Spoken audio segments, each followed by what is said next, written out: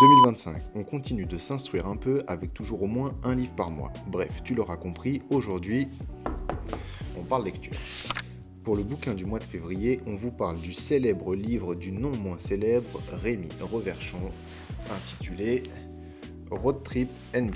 Livre sorti chez Amphora en 2021 qui donnera ensuite lieu à une réédition améliorée et complétée d'après l'auteur lui-même.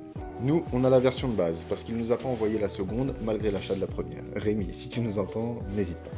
Le concept est aussi simple qu'efficace. Le journaliste de Bein fait un tour d'horizon des 28 villes qui ont la chance d'accueillir une franchise NBA. Vous l'aurez compris, 28 villes pour 30 franchises, Los Angeles et New York ayant la chance d'en accueillir deux chacune.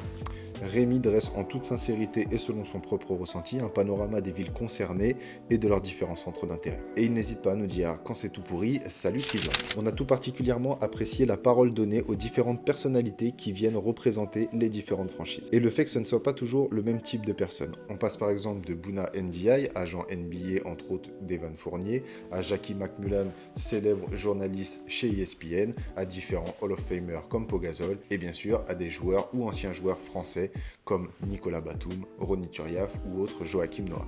L'auteur étant également un gros mangeur et un grand gourmand, ou l'inverse, je ne sais plus. On a le droit aux recommandations culinaires pour chaque ville, ce qui n'est pas pour nous déplaire chez les frères Maurice, et pour en avoir testé 2-3 avec Jérém, on vous le confirme, c'est validé. Bref, un livre à consommer sans modération que tu peux lire d'une traite ou étape par étape lorsque tu prépares tes voyages aux États-Unis.